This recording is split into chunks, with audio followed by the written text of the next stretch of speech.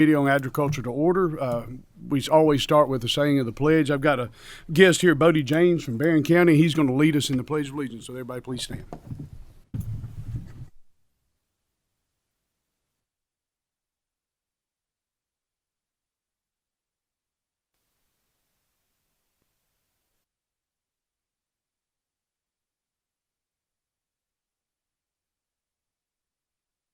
Thank you, Madam Secretary. Please call the roll. Senator Carpenter, Senator Deneen, Senator Funky Fromeyer, Senator Nunn, Senator Reed, Senator Richardson, Senator Webb, Senator Wilson, Senator Yates, Senator Boswell, and Chairman Howe. Here. We have a quorum. Thank you. A couple of groups in the audience I'd like to recognize. First, the Kentucky Ag Leadership Program's here. Appreciate y'all coming up. We saw some of y'all this morning. Will y'all please stand? Give them a round of applause for being here. Thank you. It's important for y'all to come up. It's important for us to see y'all, too. We also have the Kentucky Cattlemen's Ag Leadership Program. Will y'all please stand? Thank you. It's like dueling leadership groups. Some on this side, some on that side. So anyone else have any guests with us today? We have one bill on the agenda. It's my bill, Senate Bill 28. I'm going to stay here. Commissioner Shell, if you'll go ahead and make it to the podium with whoever you're bringing with you. We do have a committee sub for this. Do I have a motion on the sub? Motion by Senator Yates. Do I have a second? Second by Senator Richardson. All in favor, please say aye. Aye. All opposed, nay. The sub is adopted. Before you get started, Commissioner, I get to lead. This bill, I want to thank Commissioner Shell and all of his staff for the hard work and leadership they've given on this. This bill puts the framework around the ag economic development money that we dropped in the 2024 budget. It just sets the parameters for how these funds will be allocated through the Department of Agriculture. And with that, I will turn it over to Commissioner Shell. It's always a great day in the Ag Committee when you have the Ag Commissioner here, so we'll turn the floor over to him.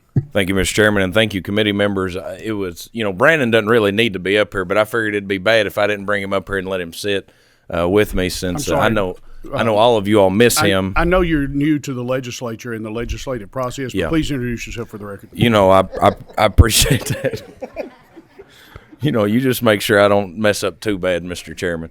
I am Jonathan Shell, the Kentucky Commissioner of Agriculture, and just really appreciate the opportunity to be here with you all. First of all, I want to say thank you so much for last year putting in the budget the $5 million for ag economic development that we're working today on putting the framework around and the enabling legislation in order for us to be able to do the work of Kentucky agriculture around attracting something different than what we've focused on in the past, and that is end users, processors, further processing, that end of the process, end of the line that actually creates the markets and availability for it. I want to run through just a few things that I think are astonishing for the state of Kentucky that we currently have, just to show you kind of the types of projects, the types of atmosphere that we're really working on, trying to attract and get those resources here for the state of Kentucky. So one of them is our poultry operations in the state of Kentucky. Let me give you all a vision for the last 20 years that we've had in Kentucky. So in 1996, our cash receipts in the state of Kentucky was $3.1 billion. Of that $3.1 billion, poultry was 5% of that $3.1 billion.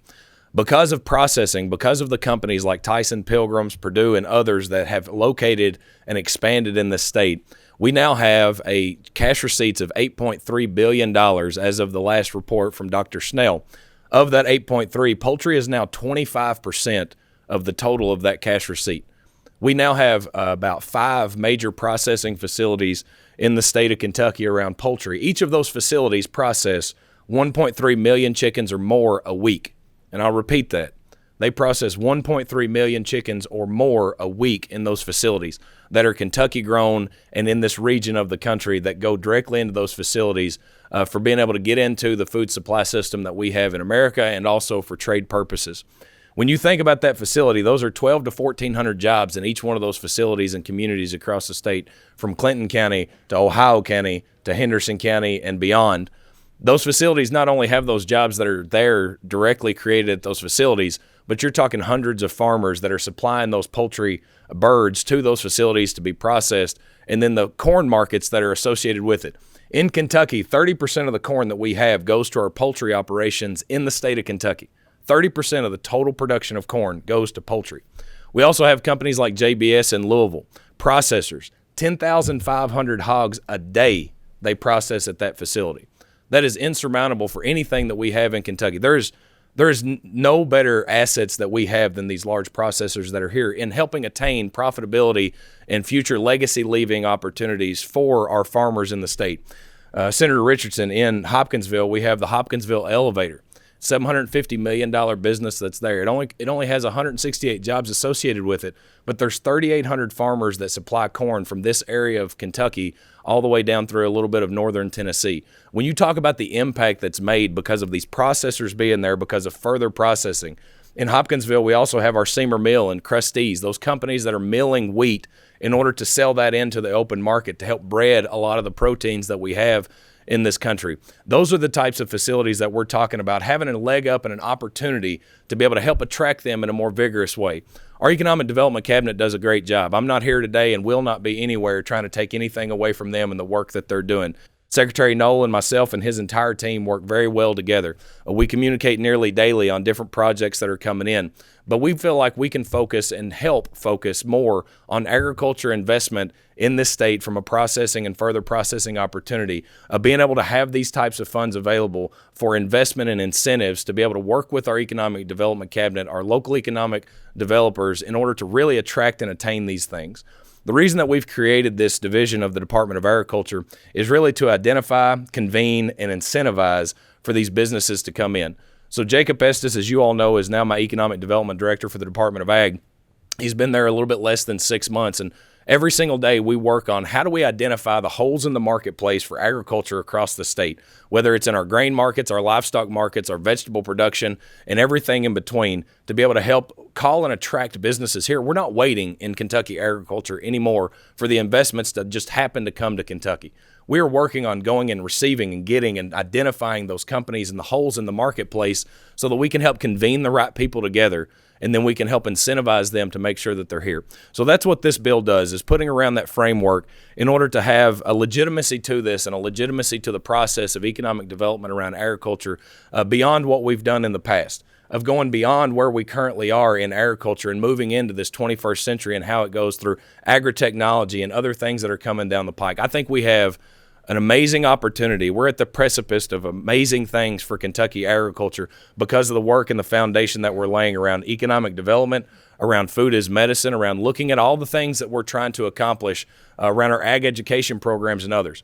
And we have many of our commodity groups that are here today that we work with every single day to try and make this happen. There's not a day that goes by that I don't talk to Jamie Guffey or Dave Maples or anyone else in this room in the commodity groups that we're not talking about what opportunities can we really take advantage of and take hold of. And if you want to talk about rural development in Kentucky, these businesses and these locations are going in rural areas. It's the best location for them. What we have found out is a lot of times communities that have the resources that can handle these are not always the communities that want these types of facilities. And so what we need to be able to do is to have these monies, these incentives available so that we can help attract them to communities that can do it, and we can help build up the infrastructure and the incentives around those communities that we can land these projects whenever the opportunity comes. Thank you. A couple of things on that. I appreciate your leadership in this area. It's something that I feel very passionately about. Rural development was my primary reason for running for office. I've seen how this works and seen how this plays out. My home county of Fulton County has less than half the residents in it now than it did. Granted, this is a long time ago when my parents graduated from high school, but in real terms, it's really a small snapshot in time to have that much of a decrease in population, and that's a scenario that plays out throughout our rural areas. And we can do some things in these areas to support it. You know, we talk about agriculture being the backbone of the state, In a lot of the rural counties, it's the whole skeletal system of that county in that particular area. And it's not something that we've been particularly adept or focused on from investing in from an infrastructure standpoint. And that was something I was hoping we could change, and I think this is a really good first step. Yep. A lot of what we do in economic development is very successful, but it doesn't target some of the things that we need.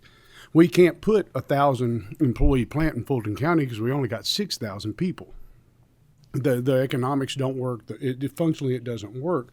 But we can go and do economic development on a micro level and support our existing industries and build out our existing industries, both from keeping them viable, like the Hopkinsville elevator plant with all the support for those farmers, but also to be able to go in and provide a small number of jobs in these areas and be able to grow from there. There's a couple of things going on now that we're kind of in a transition in agriculture. And conceptually, as a flatland farm background, it's hard for me to think about somebody being able to support their family off 40 or 50 acres. But we're getting into more of the specialty crops, a lot of this stuff that we can develop out and have a good economy with a lot of primary and derivative benefits. And what we're seeing is kind of a next generation of entrepreneurs into agriculture. I've got Brody James here from Barron County, still in high school, started his own business when he was 13, 14 years old, growing produce, selling produce. They retrofitted a tobacco wagon, which I'd really like to see how that worked to go and do all of that. But they move 800 or 900 pounds of tomatoes a day during the season, plus other produce, not produce that just he grows, but he's through his drive and efforts, he's supporting other people that are growing and moving in as additional sources of revenue.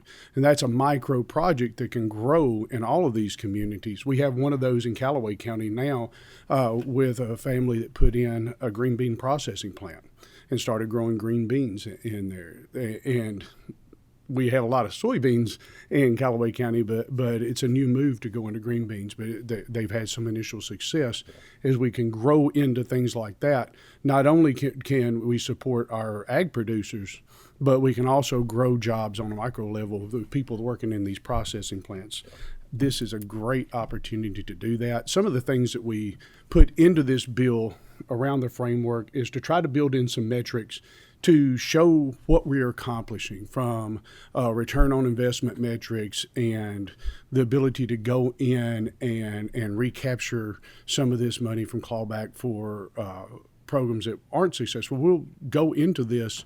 Some of this stuff is unproven, or we're trying to develop processing on a faster level. There'll be some hiccups and stumbles along the way. That's inevitable, and I think it's probably healthy in the overall process because we got to push into some things to be able to get that done. Does anybody have any questions? Senator Funky Fromeyer? Thank you for such a fantastic and energized recap. When you look around our 120 counties and you identify there's some tremendous opportunity, in Northern Kentucky, we've been discussing with CVG the sustainable aviation fuels and potential demand for that. And I look around and see a lot of fallow ground. Have you got an estimate for how many acres may in fact be utilized more productively than what's currently being utilized right now in Kentucky? Kind of where do we start and where are we trying to get to? Yeah, I don't know that we have that number on unproductive or fallible land that's out there as opposed to land that could be put into production. But there's one thing that's certain is that as farmers get new opportunities, whether it be in the SAF discussion and there's more corn that's able to be produced, or there's more soybeans that can be produced for our biofuels and our fuel industries, the farmers are going to meet that demand. The biggest problem that we have in agriculture is the profitability issue. The more profitable we become, that becomes a bigger issue for our farmers to have to make the decision to sell to a subdivision or an industrial park or something else that may be locating on that ground that potentially makes it unproductive or fallible in certain areas. The more opportunities that we give our farmers in order to have that profitability, to have that legacy leaving opportunity, the more productive that our ground's going to be. So opportunities like SAF of more biofuels being created in the state are only going to increase the opportunities for those grounds to be able to go into production. Right now, with land prices as high as they are, Senator, what a lot of our farmers are saying is that ground that normally they wouldn't have tried to clear in order to make it productive, they're now starting to try and clear it because it's a lot cheaper to do $3,500 an acre in clearing that land than it is to go buy new land at $6,000 and $10,000 an acre. And so we're seeing some land that had been fallible or had been grown up in the past that they're starting to put back into production now. Yes, ma'am. Yeah, thank you. And to follow up on that, farmers are really good about getting highest and best use out of everything, and sometimes there's some gaps in this, and projects like this, Commissioner Shell and his office can go in and fill in those funding gaps to be able to make some of a better use of property more profitable by filling in the processing or the transportation or some of that. Absolutely. I believe Senator Carpenter had a question. Just one more kind of follow up to that as well. Thinking about some of the requests we're getting from constituents, raw milk, different things that could go much more direct from the farmer to the consumer. Are there some innovations that perhaps your economic development team can identify rather than us always hold on to all of the risk? Is there a way we can be offering, well, here's a home test kit, so before you drink the raw milk, just run it through a quick home test kit? I mean, just ways that we really can allow innovation around that 5-acre farm or that 7-10 acre farm. I don't know that we need 1,000-acre farms. I'm not sure that would be a function of our economic development portion of what we do. We do have a consumer and environmental protection part of what we do where we do testing around various different things. But around the raw milk and milk specifically, that's a function of UK and their programs that they have at the University of Kentucky that now keeps and holds that information. It's definitely something that we can explore to help expand those opportunities if you all see fit in the legislature to make that happen. But it's not really a function of what we're talking about in this or in probably our economic development. And I'm not sure if there is even home testing kits for opportunities like that. I know that it's a big movement that's happening right now. I know a lot of people are looking at the food freedom movement that's out there. I know they're looking at how can we get more local, how can we get more utilization out of 5 acres that we have there. One of the things that I would say to the farmers that are looking at utilizing those 5 acres is we have amazing programs currently at the Department of Ag towards small farmers.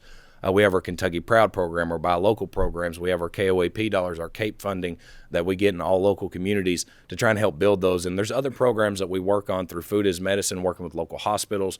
We have our LFPA programs that are federally funded, our farm to school programs, and we're trying to expand all of those opportunities so that we can aggregate together some of our smaller farmers to capitalize on those opportunities in the future. Thank you. Senator Carpenter. Well, I knew that Commissioner Shell was going to bring the energy level because Jonathan and I have served together here for a while. We've been friends for many years, and I knew what he was going to do to that agency. So I wanted to start off by saying, it's really excitement to see a big excitement level brought to that group. And you've got so many young folks that you've brought on board, Commissioner Shell, and really got people involved and engaged, and I think you guys are headed in the right direction. I'm one of these people that have to have about 3 or 4 jobs, Mr. Chairman, to enjoy farming. None of my family ever farmed. My dad, when I told him I was going to buy a tractor and start doing a little farming, he's like, why in the world are you wanting to do that? They none of them farmed. They didn't own farmland. I started doing corn and soybeans. I do steers. I run several loads of steers a year on farms I either have bought or I lease. And so a couple of years ago, I started doing corn and soybeans, and I said, Dad, you want to come and ride on a combine with me? Well, everybody, when they see you doing this stuff, they assume that you've inherited this stuff because, honestly, unless you're crazy, like some of us, and do a lot of work to be able to afford to do these things, you can't afford to be in the farming business. I mean, it is unbelievable. I don't know how many people has ever tried to do it, but if you want to try to get engaged, I know Senator Howell's dad's has done it for many years, longtime farmer, but it is something that you really have to have a passion and a commitment for, because your costs are always pretty much stable, but the product in which you sell is very fluctuating. You buy it retail and sell it wholesale. For the people that don't understand that means you pay full retail price for what you're buying to put in the ground that you hope you can sell, and you sell it at a wholesale price so everybody else down the line gets to make a profit. Somewhere in between, you got to figure out how to make your payments, how to be able to buy equipment, how to be able to improve your land so that you can be productive. And so, luckily, I've been growing houses, and those have been pretty productive, and I've been able to take that money and get in the farming business for the last 10 or 15 years. Now, that could stop at any time because that's not always productive either. I've seen those days when that does not work too well. But my point of all this is like, so I've created a little corn and soybean deal. I've really enjoyed it. It's kind of been a passion of mine. All my other buddies get to go to the lake and go enjoy all their time, and I get to go on a combine or go on a tractor and start planting corn at May at 10 o'clock at night after I quit working. But, here's what I was going to say. The reason we need to do the things that you're talking about on the economic development side is right now there's not a lot of places for me to sell my corn. I had like 40,000 bushel this year of corn I put in my bins. And my good friend Senator Hornback is who I call on a daily basis, who is no longer here. He's in Florida. I called him a couple of days ago. He's fishing, and I was asking him questions of what I should do on some stuff. And so it's good to have some people of resources, because he spent 30 years of his career trying to figure out how to make this stuff work. And so I told Jonathan, I was like, I don't have a place to sell my corn. I'm trying to figure out who I'm going to wholesale it with. And so I finally, one of my buddies that owned a feed store in Richmond has kind of hooked me up with a guy who buys grain. People are seeing people come to my facility and they're loading grain out of my bin, and they're like, "Where are you taking that, Jared? Whose farm are they feeding that semi-load of corn to?" I'm like, "No, they're not taking it around here. They're taking it to Gainesville, Georgia, to a feed mill that ships it directly over to a poultry facility." Yeah. And they've hauled truck after truck after truck. That's where I'm selling it all at. And I'm getting a premium for selling it to them because they have a need and they like our product. Kentucky corn is better than the corn products that they sell south of here. It has better yield. It has better protein. It has a lot better vitamin factor. And so if we have something like that close by, then it makes it a lot easier for people to have a resource to be able to sell it. Luckily, I can hang on to this product because I was dumb enough to spend $100,000 on a grain bin to hold this product to be able to sell it. Here's the deal. The reason I'm saying this, because people who don't understand it, they don't understand this money because it's real. Everybody's like, "Oh, I bet you got a government grant to build that grain bin, didn't you?" I was like, "Oh, yeah, I got a government grant, all right." I had to write a check for it and try to hope I can figure out a way to pay for it. And so the deal is, the reason I did that is when I harvested this material is worth $4 a bushel. Today I sold it at $4.80 a bushel. So I made 80 cents off being able to hold that. You say, "Oh, that's just 80 cents a bushel." Well, multiply that times 25,000 bushel, and all of a sudden you've paid for half of your grain bin. Yeah. Because you have the ability to hang on to it. Because the market fluctuates daily based on, I don't really know why, the ebb and tide of what somebody on Wall Street decides to pay for it. And so that's what we're trying to figure and hedge the bet. And, you think it's kind of crazy, and I'm always saying, "Why in the world do you do this stuff?" But you have to be able to have people that are working. If the agriculture department doesn't do it, trust me, I've got a lot of young guys that come hang out with me, and they're like, "Man, I'd like to get into farming." I was like, "Well, you better get you 3 good jobs and really want to work, and then sink all your profits from your other jobs into trying to make this farm work." Yeah. And then you want to go try to buy a farm like Jonathan was talking about, and that property is not $3,500 an acre anymore that you can try to make that dollar figure work. Yeah. It's $20,000 an acre. Yeah. And it's getting to where you just can't afford to do it. And so when the profits change – and you don't have any place to sell the product, that's why we're trying to do this stuff that you all are working on here that's so needed, then it can make it feasible for you to be able to afford to do it. If not, we're going to look up and we're really going to see less and less farming here. And it's not about people not wanting to work, not wanting to do it. If you can't make it profitable, you can't afford to keep this thing going. So I applaud you. It's something I've got a passion about, and I've really enjoyed your work on it. I know you're traveling all over the states. I follow you. I'm like, I don't know, never know what county he's going to be in from one day to the next. And I think that message – yeah, you too. Yeah. That message is important because these are products that can make Kentucky continue to be a big part of our economic development and make ourselves grow. Mr. Chairman, can I make a few comments? Yes, please. So on what Senator Carpenter was talking about, leading up to me being commissioner for many, many years, I thought that it was better for us to put it on a barge, a rail, or a truck and send it out of the state. Somebody else was going to pay more for it, whether that be in another state or another country. Getting it out of here, somebody else valued what we had more. I soon realized 2 years ago at the commodity conference down in Bowling Green, we had a marketer come in and was talking about the corn states in this country. You think Iowa, North Dakota, South Dakota, Kansas, in that area, they're net importers of corn, not net exporters of corn. Why? Because they have to have it. They have the biofuel refineries. They have the feedlots. They have the poultry operations. They have the consumption in that state. And exactly what Jared was talking about, when you think about having to have that product, at times in Iowa, when corn was $7 a bushel, they were paying $9 a bushel for that same corn because they had to have it.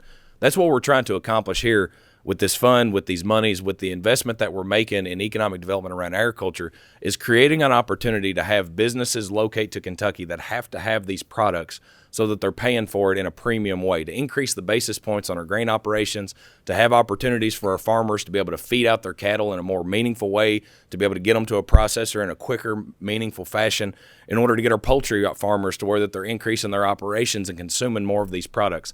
It's all about this supply system that we have in agriculture and how we fill those pieces in and fill the gaps in to where that we're consuming more than we're pushing out.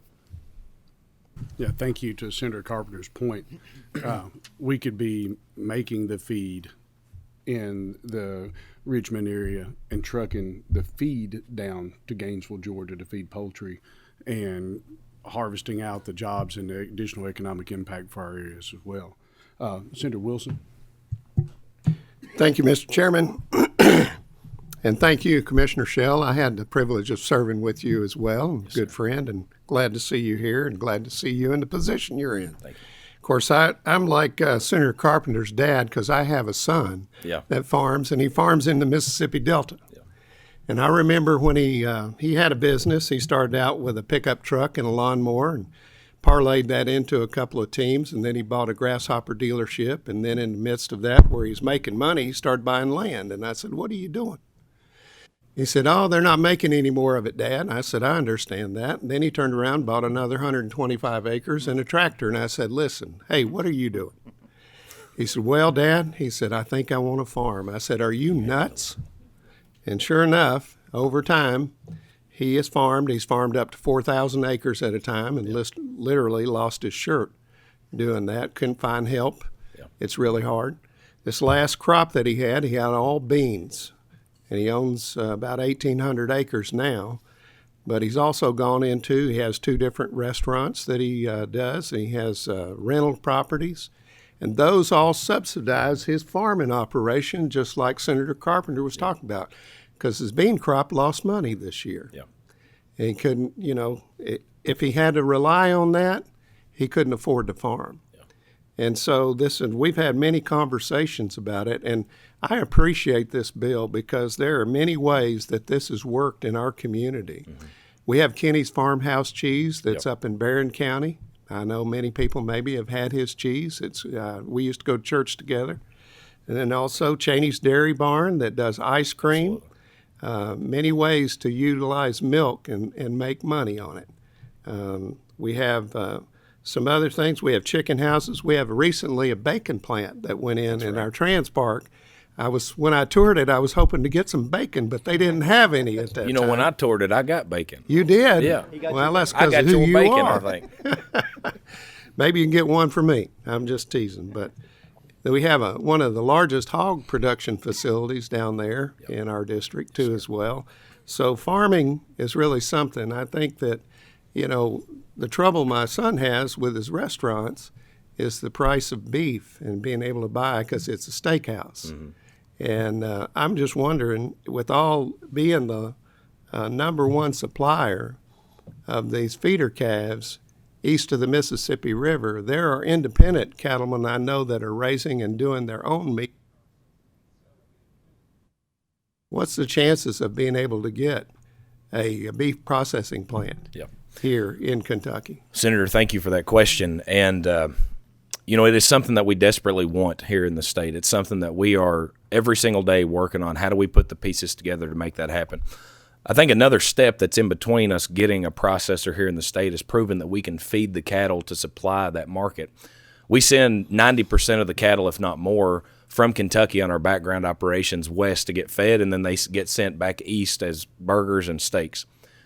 We're currently working with opportunities that we, can't discuss openly right now on things that we're working towards, but I can promise you this, that in what we are trying to accomplish, feedlot operations for Kentucky is something that is high on our list of how do we do this in a meaningful way that can impact the market. I'll give you a reason why I think that over the next 10 to 15 years that Kentucky is going to be one of the most major players in the beef cattle production on the processing and feedlot side where we have not been in the past.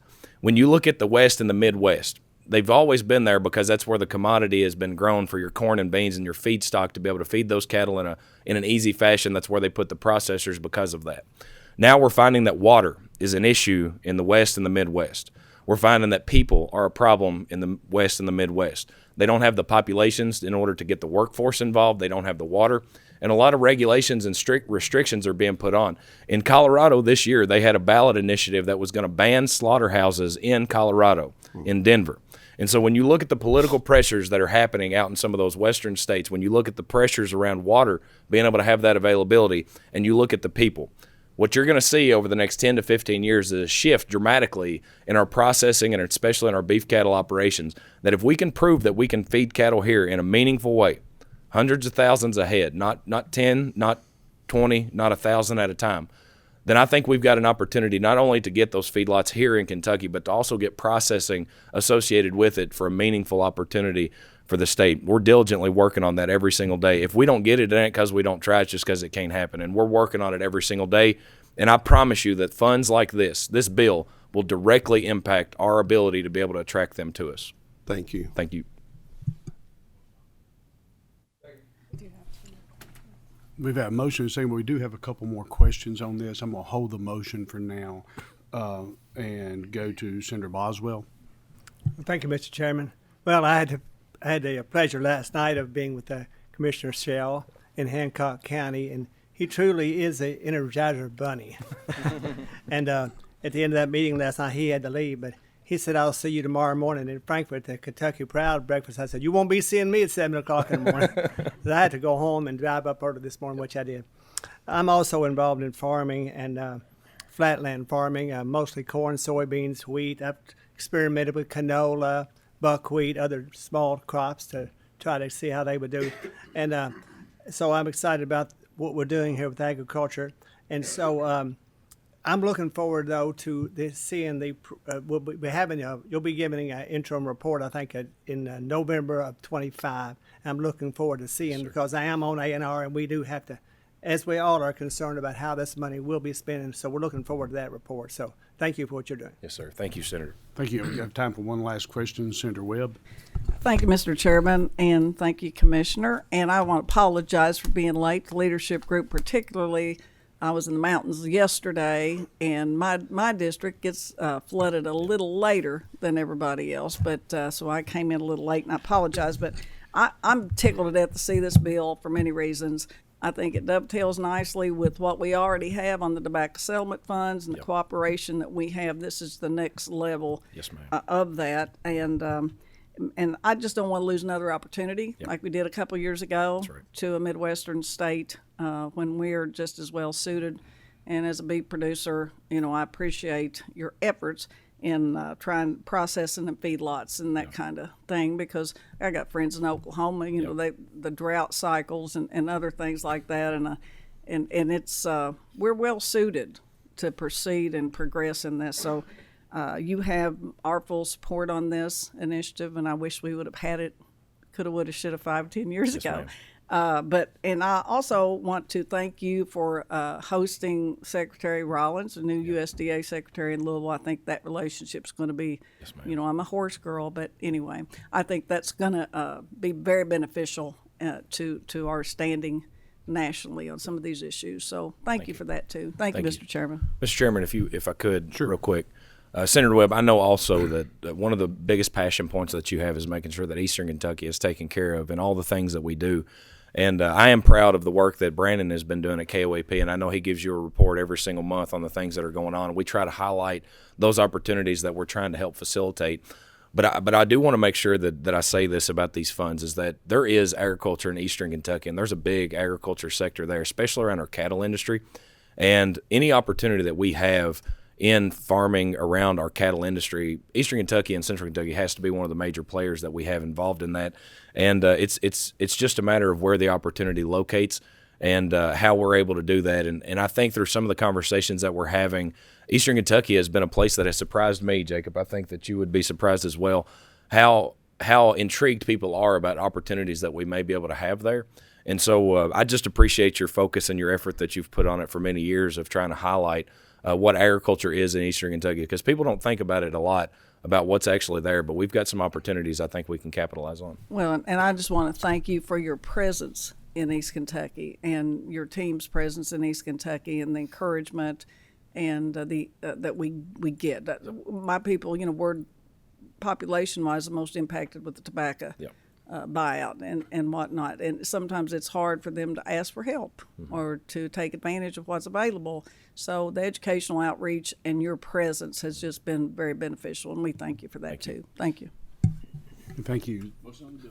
We have a motion on the bill by Senator Richardson. Is there a second? Yes. Second by Senator Nunn. We have a second. We already have a motion. We already have a motion. All right, Madam Secretary, call the roll.